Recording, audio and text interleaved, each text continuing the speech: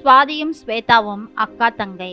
இருவருக்கும் 4 ஆண்டு இடைவெளி இருந்தாலும் ஒற்றுமை முகசாயலில் மட்டும்தான். காலை எழுந்தவுடன் ஆரம்பிக்கும் சண்டை இரவு வரை தொடரும். மிகவும் பொறுப்பானவள் ஸ்வேதா. எல்லாவற்றையும் நேரம் தவறாமல் செய்து முடிப்பாள். ஆனால் அதற்கு நேர் எதிரானவள் சுவாதி. எந்த செயலையும் மிக தாமதமாகத்தான் செய்வாள். சுவாதி, சீக்கிரம் எந்திரிச்சு கிளம்பு, வேலைக்கு போகணும், எனக்கு டெய்லியும் லேட் ஆகுது என்று விரட்டினாள் ஸ்வேதா. ஸ்வேதா, சீக்கிரம் போகணும்னா நீ முதல்ல கிளம்பிப்போ, என்னை சீக்கிரம் ரெடியாக சொல்லி ஏன் படுத்தி எடுக்கிற என்றாள். வேகமாக அம்மாவிடம் ஓடிய ஸ்வேதா, அம்மா, இவளை தினமும் விட்டுட்டு அப்புறமா நான் போறதால எனக்கு ரொம்ப லேட் ஆகுது, எப்படியாவது சீக்கிரம் எந்திரிச்சு கிளம்ப சொல்லுங்க. என்ன சுவாதி, எல்லாத்தையும் இப்படி களைச்சு போட்டு வச்சிருக்கிற, இதையெல்லாம் யாரு எடுத்து வைக்கிறது என கோபமாக கேட்டாள் ஸ்வேதா. சும்மா தானே இருக்கிற, நீயே எல்லாத்தையும் எடுத்து வை என்றாள் சுவாதி. நான் எதுக்கு எடுத்து வைக்கணும், நானா களைச்சு போட்டேன் என்றாள் ஸ்வேதா. யாரு களைச்சு போட்டா என்ன, நீட்டா இருக்கணும்னு நீ நினைச்சினா நீ தான் எடுத்து வைக்கணும், என்னைய செய்ய சொல்லி ப்ரெஷர் பண்ணக்கூடாது என்றாள் சுவாதி. இப்படியாகவே டெய்லியும் இருவருக்கும் சண்டைகள் தான். பாரம்மா, எப்ப பார்த்தாலும் இவ களைச்சு போட்டுட்டு இருக்கா, எப்போதுமே நானே எடுத்து வைக்க வேண்டியதா இருக்குது, எவ்வளோதான் நான் எடுத்து வைக்கிறது, என்னை எரிச்சல் படுத்திட்டு இருக்கிறா. உங்க சண்டையை யாராலும் சமாதானம் செய்ய முடியாது, நீங்களே ஒரு சமாதானத்துக்கு வாங்க, என்கிட்ட எந்த பஞ்சாயத்துக்கும் வராதீங்க என சொல்லி நகர்ந்தாள் அம்மா. வீட்டில் உள்ள பாட்டி அவர்களை சமாதானம் செய்ய முயற்சித்தார். ஆனாலும் பணலில்லை. ஸ்வேதாவுக்கு திருமணம் நிச்சயமானது. ஸ்வேதா கல்யாணமாகி போக போறா, அதனால சண்டை போடாம ஒற்றுமையா இரு என்று அம்மாவும் பாட்டியும் சொன்னார்கள். ஆனால் அதன் பிறகுதான் சண்டை இன்னும் அதிகமாகியது. ஸ்வேதா கல்யாணத்துக்கு புடவை எடுக்க எல்லோரும் கடைக்கு சென்றார்கள். இந்த பிங்க் கலர் புடவை எனக்கு ரொம்ப பிடிச்சிருக்குது என்றாள் ஸ்வாதி. பிங்க் புடவை கிராண்டா இல்ல, வேற புடவை எடுத்துக்கோ ஸ்வாதி என்றாள் ஸ்வேதா. உன் கல்யாண புடவைக்கு நான் ஏதாச்சும் கருத்து சொன்னேனா, எனக்கு எதுக்கு வந்து கரெக்ஷன் பண்ணிட்டு இருக்க என்றாள் ஸ்வாதி. சொல்றத கேளு, இந்த பிங்க் புடவையை விட அந்த ஆரஞ்சு கலர் புடவை ரொம்ப நல்லா இருக்குது, இதை வாங்கிக்கோ ஏன் ப்ளீஸ் என்று கெஞ்சினாள் ஸ்வேதா.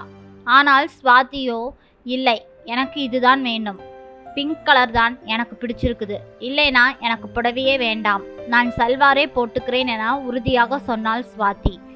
கடையில் வந்து சண்டை போடாதீங்க என்றாள் அம்மா. சொல்லுங்கம்மா, நானா ஆரம்பிச்சேன், ஸ்வேதா தானே முதல்ல ஆரம்பிச்சா என்று குறை கூறினாள். யார் ஆரம்பிச்சா என்ன, கடையில இப்படியா சண்டை போடுறது, அதுவும் ஒரு சின்ன புடவை விஷயத்துக்காக என்றாள் அம்மா.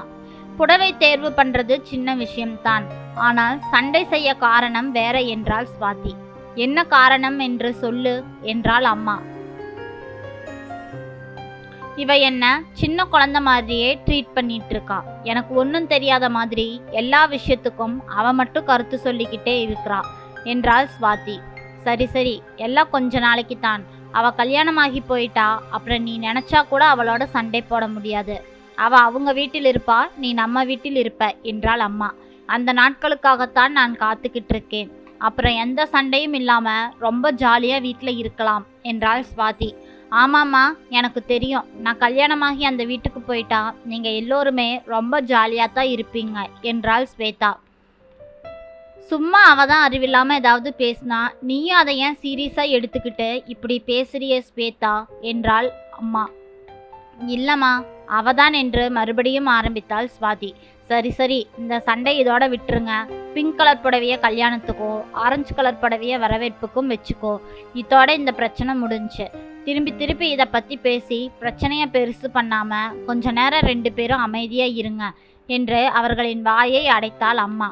அடுத்த முறை நகைக்கடையில் பிரச்சனையே வேண்டாம் என்று அவர்களை தனித்தனியாக அழைத்து சென்றாள் அம்மா. அப்பொழுதுதான் அவர்களுக்குள் சண்டை வராது என்று நினைத்தாள். திருமண நாளும் நெருங்க அவர்களின் சண்டையோ இன்னும் அதிகமாகிக் கொண்டே இருந்தது. அவர்களை சமாதானம் செய்ய முடியாமல் தவித்தாள் அம்மா. ஸ்வேதா திருமணம் முடித்து இரவு ஊருக்கு கிளம்பும் பொழுதும் மறுபடியும் சண்டை ஆரம்பமானது. இங்க பாருங்கம்மா, பெட்டியில எடுத்து வைக்க எனக்கு உதவி பண்ண சொல்லி கேட்டேன், துணியை சரியா மடிக்காமல் அப்படியே சுத்தி வைக்கிறாள் என்றாள் ஸ்வேதா. அம்மா, என்னால் எப்படி செய்ய முடியுமோ அது மாதிரி தானே நான் துணியை எடுத்து வைக்க முடியும், இவன் நினைச்ச மாதிரியெல்லாம் வைக்கணும்னா அவளைவே எடுத்து வச்சுக்க சொல்லுங்க என்று துணியை தூக்கி எறிந்துவிட்டு சென்று விட்டாள் ஸ்வாதி. ஸ்வேதாவின் மனமோ உடைந்து விட்டது. நான் ஊருக்கு போகேங்கிற கவலை அவளுக்கு கொஞ்சமும் இல்லாம எப்படி தூக்கி எறிஞ்சிட்டு போறா பாருங்க என்றாள் ஸ்வேதா. சரி விடு, துணியை எடுத்து வைக்க நான் உதவி பண்றேன் என்றாள் அம்மா. அவளுக்கும் எனக்கும் எப்போதுமே ஒத்து வராதுமா. எதுக்கெடுத்தாலும் எனக்கு நேர்மாறாகவே இருக்கிறா. நான் என்னதான் பண்றது என்றாள் ஸ்வேதா. நீ ஒன்றும் பண்ண வேண்டாம், எல்லாம் சரியாகிவிடும் என்றாள் அம்மா. எப்படி சரியாகும் என்றாள் ஸ்வேதா. சரி, ஊருக்கும் போகும்போது இந்த பிரச்சனையை பற்றி பேசவே வேண்டாம். அப்புறம் ஏதாவது பொருளை மறந்து வச்சிடுவ. வா, 2 பேரும் எல்லா பொருளையும் எடுத்து வைக்கலாம். நான் உனக்கு உதவி பண்றேன் என்று அம்மா சமாதானம் செய்தாள். எல்லாவற்றையும் எடுத்து வைத்துவிட்டு ஸ்வேதா ஊருக்கு கிளம்பும் போதும் மறுபடியும் ரயில்வே ஸ்டேஷனில் இருவருக்கும் ஒரே சண்டை. மிகவும் எரிச்சலோடு கணவனுடன் ரயில் ஏறி சென்றாள் ஸ்வேதா. ஸ்வேதாவை வழி அனுப்பி வைத்துவிட்டு அம்மாவும் ஸ்வாதியும் வீட்டுக்குள் நுழைந்தார்கள். வேகமாக அறைக்குள் சென்று கதவை சாத்தி கொண்டாள் ஸ்வாதி. என்னாச்சு ஸ்வாதி, ஏன் கதவை சாத்திக்கிட்ட? கதவை தர என்றாள் அம்மா. கலங்கிய கண்களுடன் கதவை திறந்தாள் ஸ்வாதி. ஸ்வாதி, என்னாச்சு சொல்ல, ஏன் அலற என்றாள்.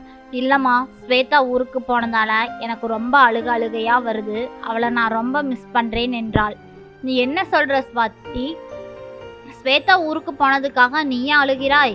ஆமாம் என்றாள் ஸ்வாதி. நீ இப்படி அலறதுக்கு பதிலாக அவள் கூட இருக்கும் பொழுது சண்டை போடாமல் இருந்திருக்கலாம்ல என்றாள் அம்மா. இல்லம்மா, அவ என்னை மாதிரி கிடையாது, ரொம்ப அன்பானவ. அவ கல்யாணமாகி புருஷன் வீட்டுக்கு போனதும் நம்ம எல்லாரையும் ரொம்ப மிஸ் பண்ண கூடாதுங்கிறதுக்காகத்தான் அவ கூட சின்ன சின்ன விஷயத்துக்கெல்லாம் சண்டை போட்டேன். சரி, இன்னைக்கு எதுக்கு சண்டை போட்ட? அவ ஊருக்கு போகும் பொழுது அவ அழக்கூடாதுமா. அவ அழுதுட்டு போனா நமக்குத்தான் கஷ்டம். அதனால தான் அவளுடன் சண்டையிட்டேன்.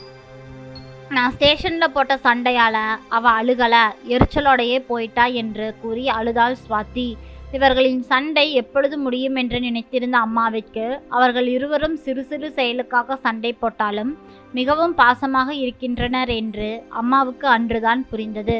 அவள் ஆனந்தமாக இருந்தாள். என்னதான் நம்ம உடன் பிறந்தவர்களுடன் சண்டை போட்டாலும் அவர்கள் நம்மை விட்டு விலகி அடுத்த வீட்டுக்கு செல்கிறார்கள் என்று நினைக்கும் பொழுது அவர்களை நாம தான் ரொம்ப மிஸ் பண்ணுவோம். அவர்கள் இருக்கும் பொழுது தெரியாத பிரிவு அவர்கள் சென்றவுடன் தான் நம்மளுக்கு தெரியும். அதனால் இருக்கும் வரை சந்தோஷமாக இருக்கலாம். நன்றி. இந்த கதை பிடிச்சிருந்ததுன்னா மறக்காம சப்ஸ்கிரைப் பண்ணுங்க. உங்களுடைய ஒவ்வொரு சப்ஸ்கிரைபரும் எனக்கு ரொம்ப ரொம்ப முக்கியமானதாகும். ப்ளீஸ் நம்ம சேனலை சப்ஸ்கிரைப் பண்ணி உங்களோட ஆதரவை எனக்கு கொடுங்க. நன்றி. நாளை வேறொரு கதையில் சந்திக்கலாம்.